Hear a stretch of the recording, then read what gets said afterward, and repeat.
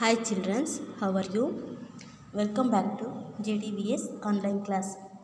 Class 4th standard, subject science. In the last class we have studied about the topic plants in marshy areas. Okay.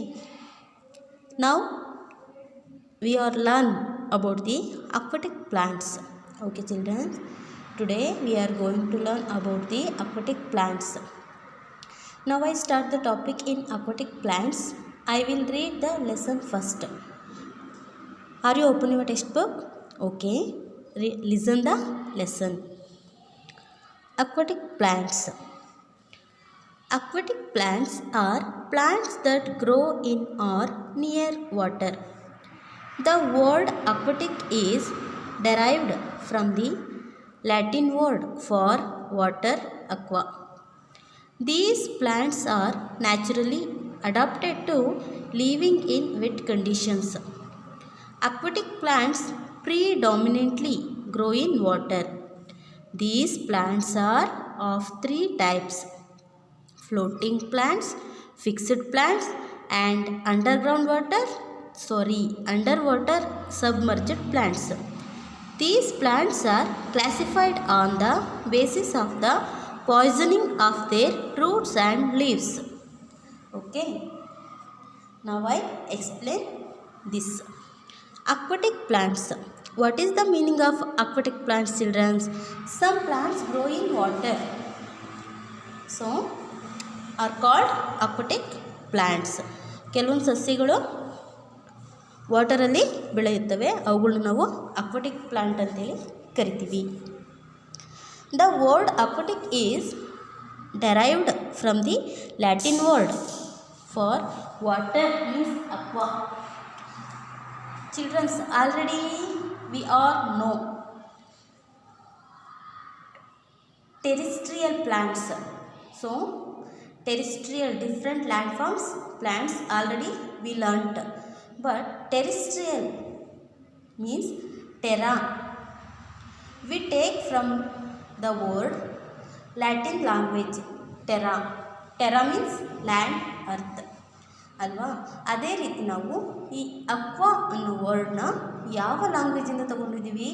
Latin ಲ್ಯಾಂಗ್ವೇಜಿಂದ ತಗೊಂಡಿದ್ದೀವಿ. We get Latin language aqua. These plants are naturally adapted to living wet conditions. So this lesson name tell us to adaptation in plants. We already learned terrestrial plants means land plants. Today we are going to learn about the water plants. So terrestrial means on land growing plants in the earth. Okay. Aquatic plants means water plants. We are going to learn about the aquatic plants today. Means aqua word derived means ಪಡೆದುಕೊಳ್ಳಲಾಗಿದ್ದು ಯಾವ ಲ್ಯಾಂಗ್ವೇಜಿಂದ? Latin ಲ್ಯಾಂಗ್ವೇಜಿಂದ ನಾವು ಈ ವರ್ಡನ್ನು ಪಡ್ಕೊಂಡಿದ್ದೀವಿ. So adaptation, ಯಾವ ಸಸ್ಯಗಳು ಯಾವ ಕಂಡೀಷನ್ಗೆ, weather ಕಂಡೀಷನ್ಗೆ ಹೊಂದ್ಕೊಂಡಿರ್ತವೆ ಅನ್ನೋದನ್ನು ನಾವು ಈ ಲೆಸನ್ನಿಂದ ತಿಳ್ಕೊತಿದ್ದೀವಿ. Okay. Plants grow in adaptation to their weather condition and climate. ಪ್ಲಾಂಟ್ಸ್ಗಳು ಅವುಗಳು ಬೆಳೆಯುವಂತಹ ಕಂಡೀಷನ್ಗಳಿಗೆ ಹೊಂದ್ಕೊಂಡು ಅವುಗಳು ಗ್ರೋಯಿಂಗ್ ಆಗುತ್ತೆ. So we already learned mountain and hills plants, desert in plants, plants in plains and marshy area plants. ಇಷ್ಟು ಟೈಪ್ಸ್ ಆಫ್ ಪ್ಲ್ಯಾಂಟ್ಸ್ನ ನಾವು ಟೆರಿಸ್ಟ್ರಿಯಲ್ ಡಿಫ್ರೆಂಟ್ ಕೈಂಡ್ಸ್ ಆಫ್ ಪ್ಲ್ಯಾಂಟ್ಸ್ನ ನಾವು ನೋಡಿದ್ದೀವಿ ಅಂತಂದರೆ ಒಂದೊಂದು ಪ್ಲೇಸಲ್ಲೂ ಕೂಡ ಒಂದೊಂದು ಕಂಡೀಷನ್ ಇದೆ. ಆ ಕಂಡೀಷನ್ನಲ್ಲಿ ಆಯಾ ಪ್ಲಾಂಟ್ಸ್ಗಳು ಅಡಾಪ್ಟ್ ಆಗಿ ಗ್ರೋಯಿಂಗ್ ಆಗ್ತಿದೆ. ಓಕೆನಾ? Some plants need wet condition, some plants need dry condition, some plants need equal dry wet both ಅಲ್ವಾ? Some plants need cold condition. Mountain and hills plants need cold conditions. So ಅಲ್ಲಿರುವಂತಹ ಪರಿಸರಕ್ಕೆ ತಕ್ಕಂತೆ ಆ ಪ್ಲಾಂಟ್ಸ್ಗಳು ಹೊಂದ್ಕೊಂಡಿರುತ್ತೆ. So that is adaptation. These plants are naturally adapted to living in wet condition. ಈ ಪ್ಲಾಂಟ್ಸ್ಗಳು ಈ ವೆಟ್ ಮೀನ್ಸ್ ತಂಪಾದ ಪ್ರದೇಶಗಳಿಗೆ ಹೊಂದ್ಕೊಂಡಿರುತ್ತೆ. Next, aquatic plants predominantly grow in water. Predominantly means mainly, ಪ್ರಧಾನವಾಗಿ. So aquatic plants are predominantly grow in water. So ಅವುಗಳು ಪ್ರಧಾನವಾಗಿ ನೀರಲ್ಲೇ ಬೆಳೆಯುವಂತಹ ವಾಟರ್ಗಳು, ಮೇಯ್ನಾಗಿ ಗ್ರೋ ಆಗೋದು ವಾಟರಲ್ಲಿ. These plants are of 3 types. Aquatic plants belong 3 types, which are there: floating plants, fixed plants, and underwater or submerged plants. These plants are classified on the basis of the poisoning of their roots and leaves. So ನಾವು ಕೆಲವೊಂದು ಕಲೀಲಿಕ್ಕೆ ಜಾಸ್ತಿ ಇದೆ ಅಂದರೆ ಅದನ್ನ ಟೈಪ್ಸ್ಗಳಾಗಿ classified ಮಾಡ್ತೀವಿ, means ವಿಂಗಡಿಸ್ತೀವಿ. ಈಗ parts of ಪ್ಲ್ಯಾಂಟ್ಸಲ್ಲಿ ಪಾರ್ಟ್ಸ್ಗಳನ್ನೆಲ್ಲ ವಿಂಗಡಿಸ್ತೀವಿ. ಲೀವ್ಸ್ನೇ ಬೇರೆ ಕಲಿತೀವಿ, ರೂಟ್ನೇ ಬೇರೆ ಕಲಿತೀವಿ, ಸ್ಟೆಮ್ನೇ ಬೇರೆ ಲರ್ನ್ ಮಾಡ್ತೀವಿ ಅಲ್ವಾ. ಸೊ ಹಾಗೆ ಈ ಪ್ಲಾಂಟ್ಸ್ಗಳನ್ನ ಟೆರಿಸ್ಟ್ರಿಯಲ್ ಪ್ಲಾಂಟ್ಸ್ ಮತ್ತು ಅಕ್ವಾಟಿಕ್ ಪ್ಲಾಂಟ್ಸ್ ಅಂತೇಳಿ ನಾವು 2 ಟೈಪ್ ಮಾಡ್ತೀವಿ. ಅದರಲ್ಲಿ we already no terrestrial plants and learnt about the now aquatic plant. And there are 3 types of in aquatic plants, which are there. One is floating plants, fixed plants, underwater or submerged plants. These plants are classified on the basis of the poisoning of their roots and leaves. ಯಾವ ಆಧಾರದ ಮೇಲೆ ಈ aquatic ಪ್ಲಾಂಟ್ಗಳನ್ನ 3 ಭಾಗಗಳಾಗಿ ವಿಂಗಡಿಸಿದ್ದಾರೆ? So ಆ ಪ್ಲಾಂಟ್ಗಳ ಎಲೆಗಳು ಮತ್ತು ಬೇರುಗಳಲ್ಲಿರುವಂತಹ ವಿಷದ ಆಧಾರದ ಮೇಲೆ ವಿಂಗಡಿಸಲಾಗಿದೆ. So aquatic plants have some poison. So these plants classified the basis of poisoning roots and leaves. Roots ಮತ್ತು ಲೀವ್ಸಲ್ಲಿರುವಂತಹ ಪಾಯ್ಸನ್ಗಳ ಆಧಾರದ ಮೇಲೆ ಅವುಗಳನ್ನ 3 ಟೈಪ್ಸ್ಗಳಾಗಿ ಕ್ಲಾಸಿಫೈ ಮಾಡಲಾಗಿದೆ, ಮೀನ್ಸ್ ವಿಂಗಡಿಸಲಾಗಿದೆ. How many types in aquatic plants, children? 3 types of in aquatic plants, which are there: floating plants, fixed plants, and underwater plants or merged plants. Okay, first we will discuss floating plants. Some aquatic plants float freely on the surface of the water body they grow on. Water hyacinth, pistia, and duckweed are some aquatic plants that float on freshwater bodies with their roots hanging freely in the water.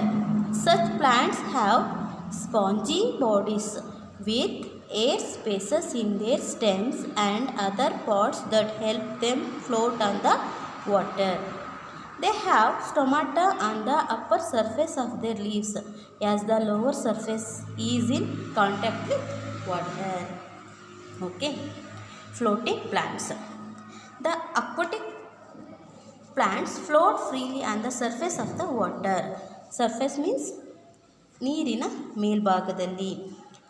Can you see this picture, children? I have take this picture. This is floating plants. This plant, examples for floating plants. This plant name is water hyacinth. Water hyacinth. Okay. Some aquatic plants float freely on the surface of the water body they grow on. Some plants grow in float freely on the surface of the water they grow on.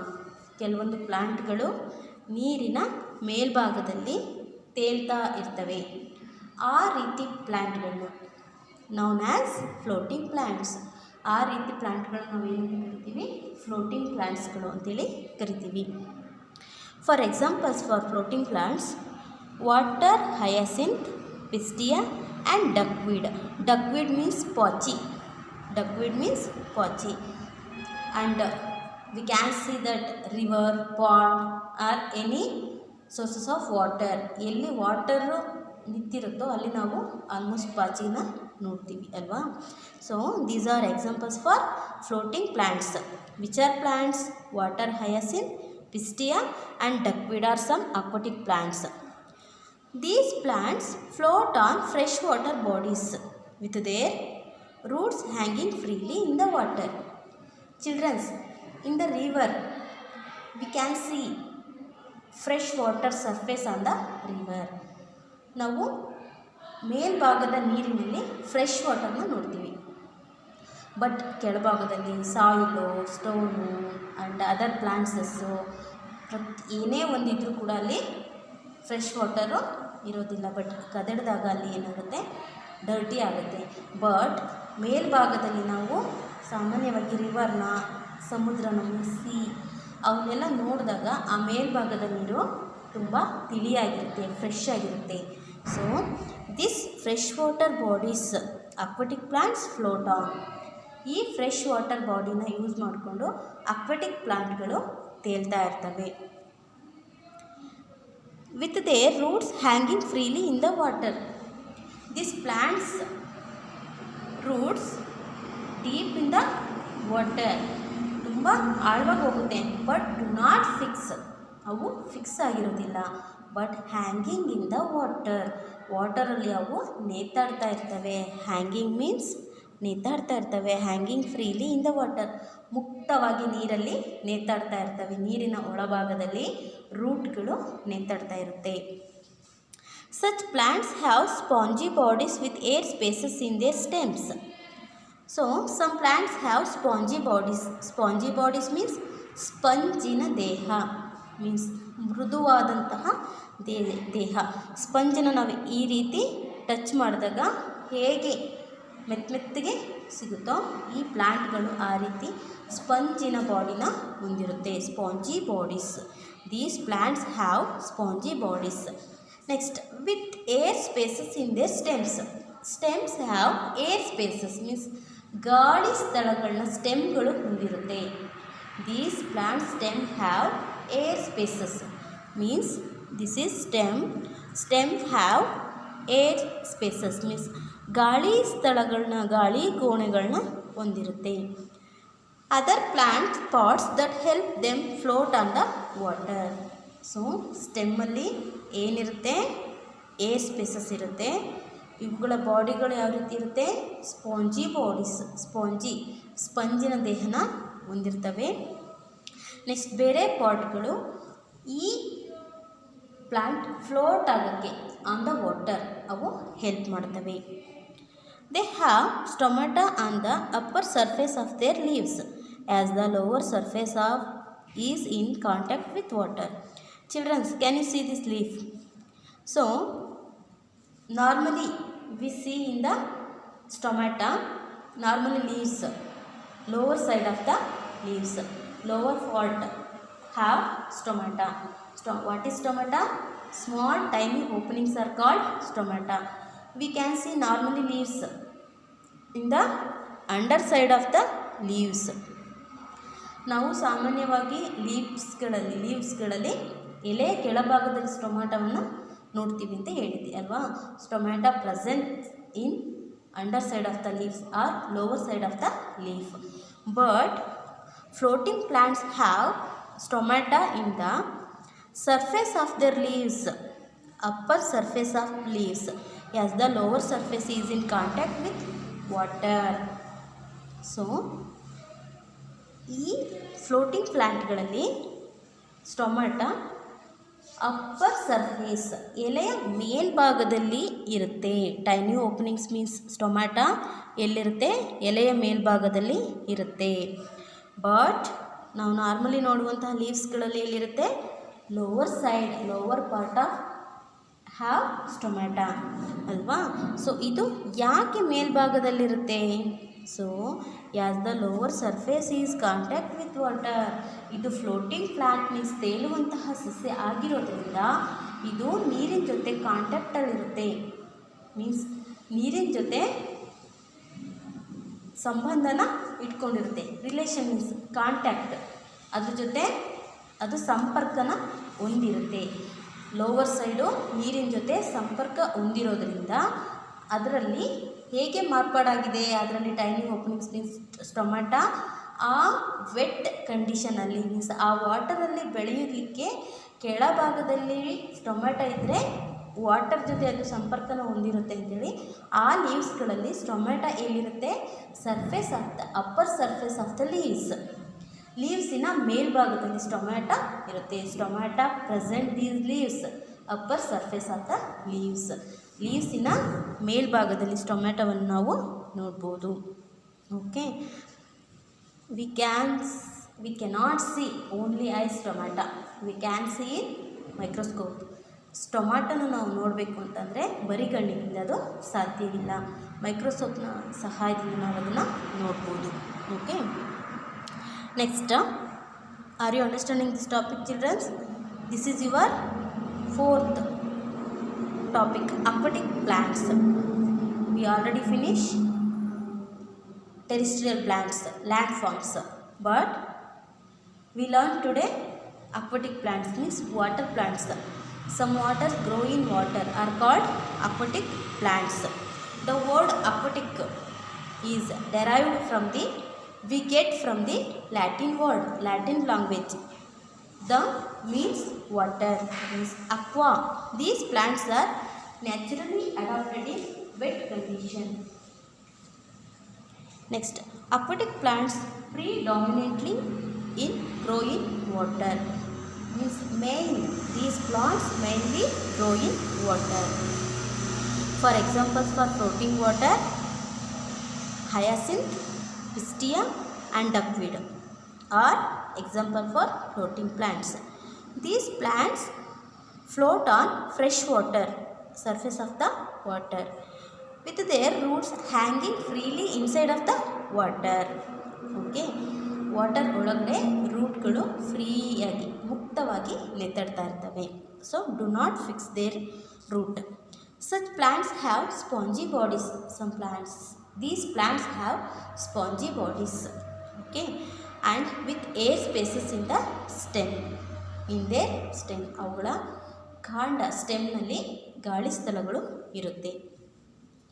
And with air spaces in their stems and other parts that help the float on the water. ಇನ್ನು ಬೇರೆ ಪಾರ್ಟ್ಸ್ಗಳು float ಆಗಲಿಕ್ಕೆ ಅವು ಸಹಾಯ ಮಾಡುತ್ತವೆ. They have stomata on the upper surface of their leaves.